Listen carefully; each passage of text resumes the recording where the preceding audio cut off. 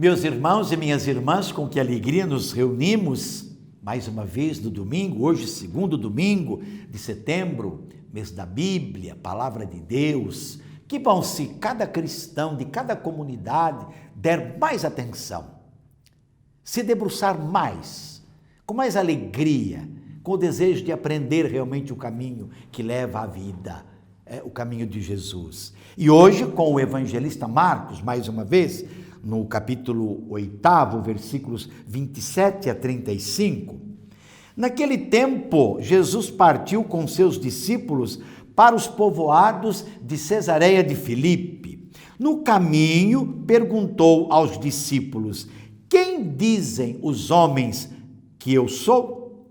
Eles responderam: alguns dizem que tu és João Batista, outros que és Elias, outros ainda que és um dos profetas. Então ele perguntou: e vós, quem dizeis que eu sou? Pedro respondeu: tu és o Messias. Jesus proibiu-lhes severamente de falar a alguém a seu respeito. Em seguida, começou a ensiná-los, dizendo que o Filho do Homem devia sofrer muito, ser rejeitado pelos anciãos, pelos sumos sacerdotes e doutores da lei, devia ser morto e ressuscitar depois de 3 dias. Ele dizia isso abertamente. Então Pedro tomou Jesus à parte e começou a repreendê-lo. Jesus voltou-se, olhou para os discípulos e repreendeu a Pedro, dizendo: vai para longe de mim, Satanás. Tu não pensas como Deus, e sim como os homens. Então chamou a multidão com seus discípulos e disse: se alguém me quer seguir, renuncie a si mesmo, tome a sua cruz e me siga. Quem quiser salvar a sua vida, vai perdê-la. Mas quem perder a sua vida por causa de mim e do Evangelho, vai salvá-la. Palavra da salvação, glória a vós, Senhor.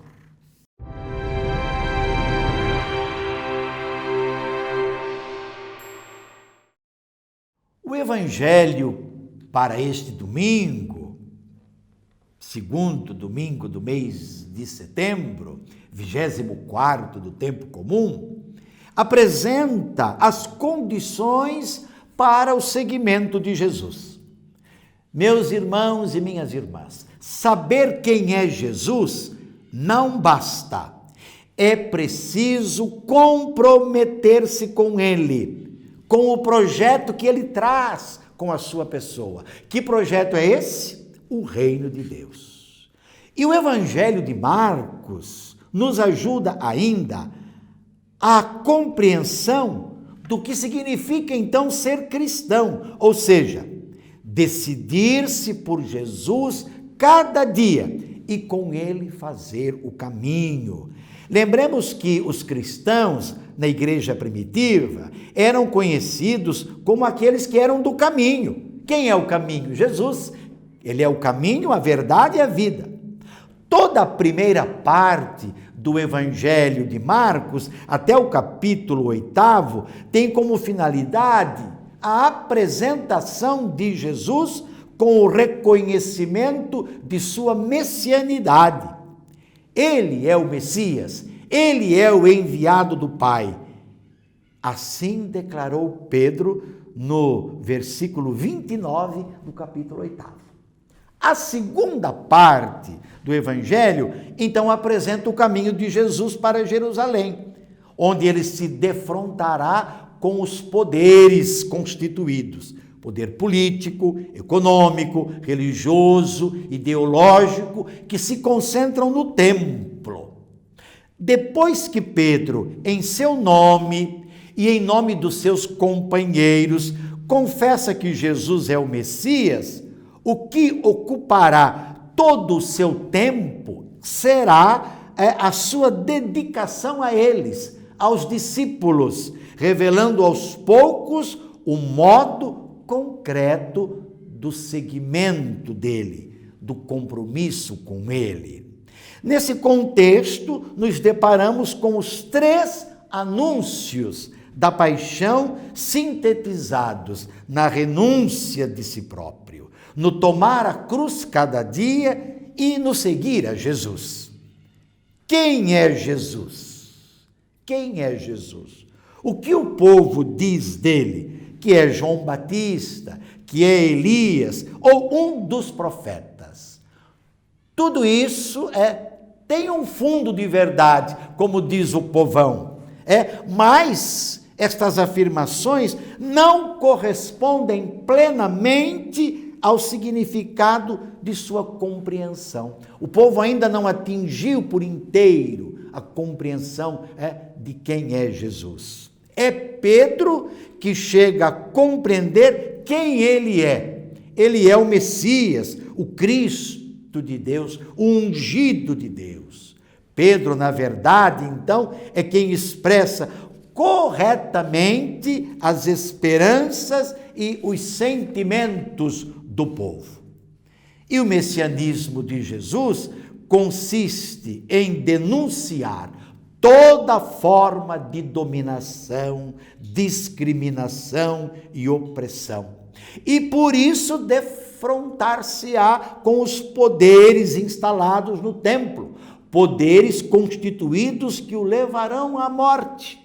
Anciãos, sumos sacerdotes, doutores da lei, que compunham o sinédrio. Eles não suportarão o ensinamento novo e definitivo dado por Jesus. Agora, Jesus, diante do poder, não falseará sua missão. Ele é o servo de Javé, aquele que instaurará a justiça do reino no mundo. Ele será entregue, julgado, condenado e morto pelos dirigentes do povo. Mas ao terceiro dia ele ressuscitará. Meus irmãos e minhas irmãs, foi difícil para Pedro e os discípulos compreenderem a postura de Jesus. Também pode ser difícil para nós hoje. Pedro tenta desviar Jesus.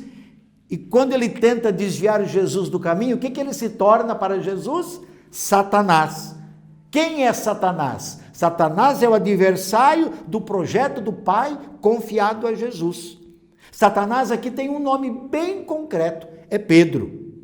Pedro, então, vai dizer: Jesus não pensa como Deus, ele pensa como os homens. Ou seja, ele também quer um messianismo fácil, de privilégios, de honras, de glórias. E aí, nesse contexto, Pedro, é advertido por Jesus. Jesus pede para Pedro tomar o seu lugar atrás. Quer dizer, ele deverá refazer o caminho para compreender e comprometer-se de verdade com Jesus. Para trás quer dizer, você não está condenado ao fogo do inferno, nunca mais poderá ser discípulo. Para trás quer dizer, retoma o caminho e vem até mim de novo.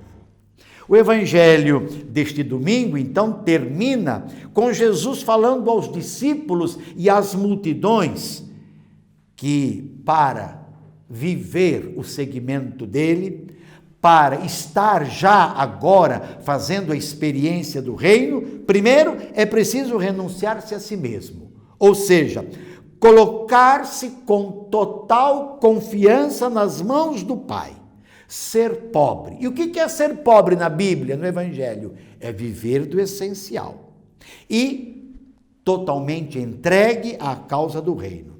2, o que significa no Evangelho tomar a cruz? Aceitar a cruz como parte do seguimento dele. Portanto, não sem perseguição, mas muitas vezes com morte, e por causa do reino de Deus, a exemplo do próprio Jesus. Terceiro, seguir a Jesus, o que acarretará incompreensão e muitas vezes ridicularização por parte de muitos.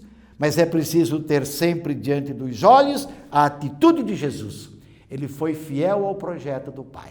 Nós teremos a vida hoje, a vida eterna, se formos fiéis ao projeto do Pai. Projeto que Ele confiou a cada um de nós, que somos cristãos, que levamos o seu nome. Então, meus irmãos e minhas irmãs, perguntamos, somos servos como Jesus ou somos Satanás? Contrários, obstáculo ao projeto dele, querendo, no seguimento de Jesus, facilidades, privilégios, aplausos, não é? Construindo muitas vezes a imagem de um Deus, a nossa imagem e semelhança? Pensemos. E sobre todos, dessa bênção de Deus Todo-Poderoso, Pai, Filho, Espírito Santo. Permaneça para sempre. Amém.